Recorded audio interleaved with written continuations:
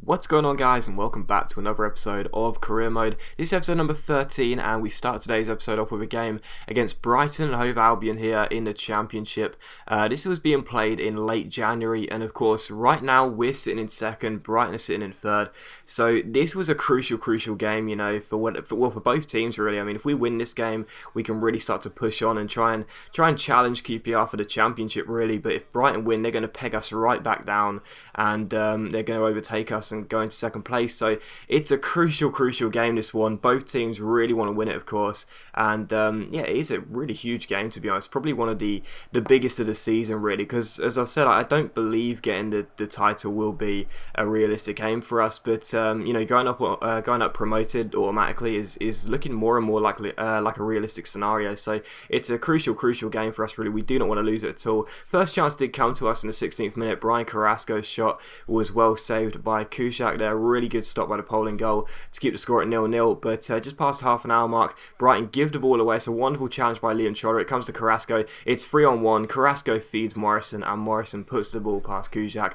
Makes it 1-0. That was a real giveaway by Brighton there. A very easy goal for us. It was a great challenge by Trotter, and yeah, it was good that we didn't mess up the 3-on-1 with the counter-attack there. So 1-0 to us. But in the 36th minute here, Nihilus onto the ball. Our goalkeeper, he clears the ball up towards James Henry.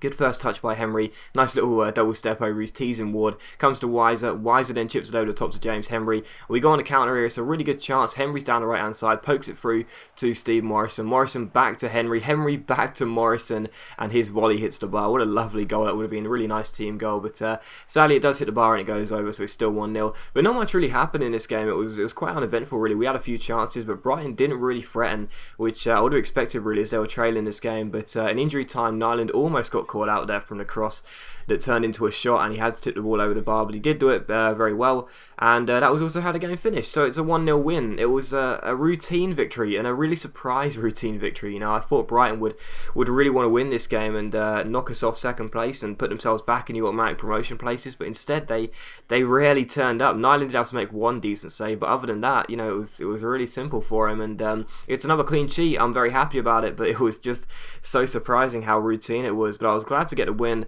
and that does mean we do extend our lead in the automatic promotion places to 5 points, I think it is now, and we're doing quite well.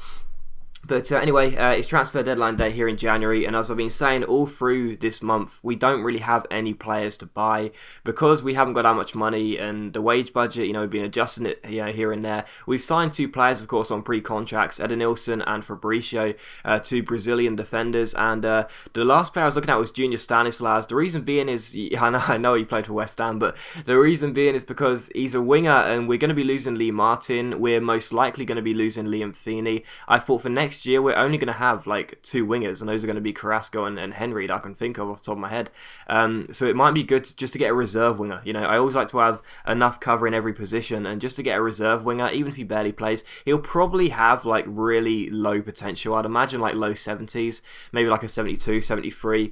But that's going to be fine as a reserve player. I'll be happy with that. So we'll try and pick up Stanislas. He did accept the contract, but as you saw here, I was just going in for two other players on loan. Those are Berahino, of course, at West Brom, and Frimpong of Arsenal. They both accepted the deals. Both West Brom and Arsenal accepted those loans for those players. And I was looking at them and I was thinking, really, I don't really want any of those players. No, those three players, they're not that great. They're all young, and I'm sure they'll have some okay potential, but you know, I'm not really interested in any of them. Berahino is probably the only player I'm thinking would be good for the long-term future, but the other two, I don't really care too much about, you know. So I think we actually rejected the Frimpong deal because I wasn't really that interested in it, and we also found out that Carly Osborne is going to go and join, who was it? Was it Bolton? Yes, it was Bolton. I see it there. Carly Osborne's going to join Bolton at the end of his contract, which is fine because he was out of contract anyway. And Lee Martin is going to join Nottingham Forest. You'll see that in just a moment. But we also got a transfer offer for Danny Shitu. Shitu, of course, you know, he's in probably his final season for us. Sunderland want to take him on loan, and I decided to stall this for the time being. Did I accept? I think I stalled it for the time being. Yes, I did. Because quite frankly, like, Yeah, we did sort. I was just making sure. Quite frankly, like we don't need Jitsu. We've got Robinson and Beavers, who are our first choice centre back partnership. Then we've got Ake, and of course Osborne's going to be here until the end of the season. Both Ake and Osborne are going to be here till the end of the season. We don't need Danny Jitsu, and to be honest, we decided to accept it just because it gives us a few more £1,000 to work with, in our wage budget. We don't need him, and I'd rather take the money. And if we ever do need him, we can just recall him. So if we ever have an injury crisis, we can recall him. So I decided to go ahead and accept the Berahino deal, so he's going to come on loan to us. Because it's always good to get cover, and we stalled the Frimpong and Stanislas deals for the time being, just to see, because we still had a few hours left on the clock, so we still had a few hours to work with and see if we can pick up any decent players. But as I just mentioned there, Lee Martin's going to join Forest at the end of his contract, which is fine. We used him a bit at the start of the season, but we've never really got on with him, so he can go. And we also did go ahead and accept the Junior Stanislas deal, so he's going to come in.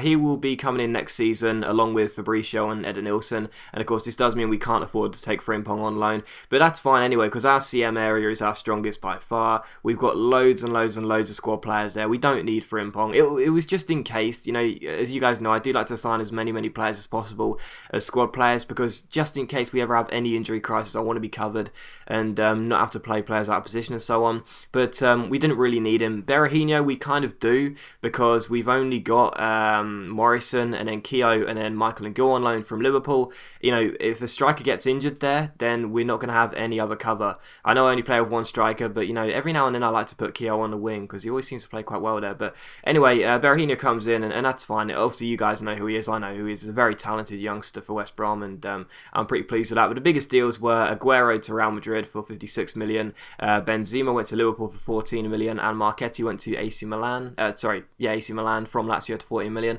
So those were the biggest deals. So quite an eventful January transfer deadline day for other clubs, just not us, but that was to be expected really. We didn't have any money. And we also saw that Scott Malone is coming back from his injury, which is fantastic. And transfer deadline day ended, so that's perfectly fine. I mean, I had loads of suggestions for players to sign on pre-contracts, and thank you for your comments. I do read as many as possible. It is hard sometimes, but I do read as many as possible. I got loads and loads and loads of comments, sign this player, sign that player. You got to understand, guys, we just didn't have that much money on the wage budget. Some of the players that we were looking at in the global transfer network, they're like £20,000 to £25,000 a week, even £15,000 a week, and I can't afford that. We can't afford that at the Den, so that's why we just went with some squad players really, and that's fine. Stanislas next year, squad player, fine. The centre back whose name I keep forgetting, I think it's Fabricio, squad player if he wants, fine. Or possibly a starter depending on how good he is. The only starter will be Eden Nilsson, but that's fine. So long as we've got a full squad for next year to begin with, then we can start to work with the budget we'll get for next season. That's good. We'll just be using as much as we can in January for next season, and then once that's gone, we can work with whatever we get in the summer. So I think we played January transfer window quite well, to be honest. We didn't just sign a load of random players just for no reason. We signed some players for the future, so I'm pretty pleased with what we've done here. But anyway, here's a squad report, and as I was just talking about getting some players out of the club, there are a few there that I'd like to get rid of in time, but in the summer we'll work with that, and it's okay. I read a few comments as well on the previous videos, not this afternoon's video, but yesterday's video. I read a few comments from people saying, when I asked about Nihilus Potential, people told me that he had 80 potential to begin with, and apparently now it's gone down to 72. What has happened there? That's a real shame, isn't it? Because I don't check the potentials of players because I wouldn't say it's cheating, but it just feels a little bit too easy for me. But I thought Nyla would have high 70 potential. Someone told me it was 80, and then yesterday I found out it was 72. I was like, oh man, seriously? So that's a bit of a shame. But there you go. We'll have to wait and see. Maybe we'll be lucky and he'll actually outgrow it. But for the time being, he's not growing, and it's a bit of a shame. He's still a great goalkeeper, but I'm not sure he can cut it in the Premiership without his growth. But anyway, that was a look at the league table, and we also went and brought a Scout Future Star from the catalogue. The reason being is because I had a few comments asking for this, because of course my last career mode, my FIFA 13 career mode, the best emphasis of that series was bringing in youth players and youth scouts and that. Right now we don't have the money for youth scouts, so Scout Future Star kind of just sort of makes up for it. So I brought a Scout Future Star. Hopefully that will sort of improve the series a little bit as we sort of try and bleed in some young sort of youth fake players, if you will, and that could be quite good. So our scout has gone out and we'll wait and see what he finds in the next few weeks. But the following game and the final game of today's episode was against Crystal Palace here in the FA Cup 4th round away at Selhurst Park. So it's our second taste of Premier League opposition here. And the game started off quite bleak for us because Trotter did pick up an injury, as you saw in the top left there. So Trotter got an early injury, but he stayed on the pitch.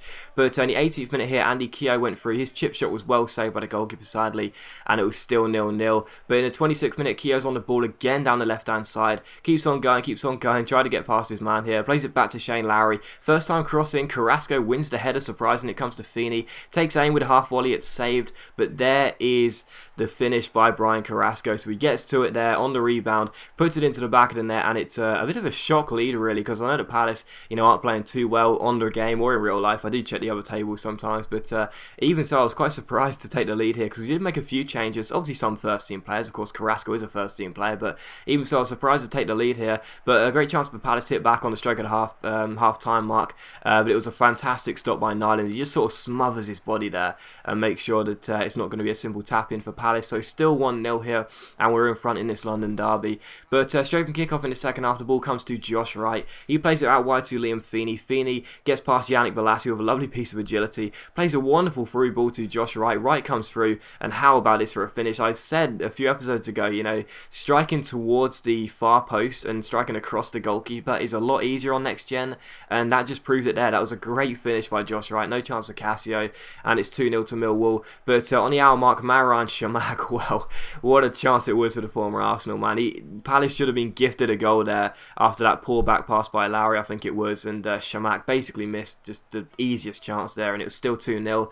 But in the 73rd minute here, we failed to clear the ball with Nick Bailey. The ball comes out wide to Yannick Bolasie. Bolasie's got time, he shoots, and again Nihilus makes a really good save. So it's real frustrating that he's not going to grow, or it seems like he's not going to grow for the foreseeable future, because he's such a great goalkeeper, but it's a shame to see him stuck on the same rating and not getting into the 70s. But it's 2-0 here, we're still in front of Selhurst Park. Another great chance for Palace here. It's Joel Ward down the right hand side, crosses the ball in, Chamakh's header just goes wide of the post, so another great chance for Chamakh which he spurns, and it's still 2-0. And in the 89th minute, again a great chance for Palace here. The ball comes to Cameron Jerome, we failed to clear the ball properly, Barry Banner's onto the ball, great through ball into Williams, and again Nihilus makes the save. So I mean, it's just it is so frustrating he won't grow, because I really want him to, but it's I'm just glad that even when he's not growing, he's still playing really well. So no doubt he got man of the match in that performance. A 2-0 victory away at Selhurst Park, very very surprising, did not expect it whatsoever, but we did manage to get the win, and I was very very happy with that one. So we are through to the 5th round of the FA Cup. That's fantastic news for us. As I said, I don't really care too much about the FA Cup, but a good cup run always sparks the series into a bit more life, so that's fantastic. And Trotter is sadly going to be out for 3 weeks, but as always guys, a big thank you for watching today's video. I really hope you enjoyed it. If you have, please leave a like, that's much appreciated, and it really does help my channel out, and I'll see you for the next episode of Career Mode very soon.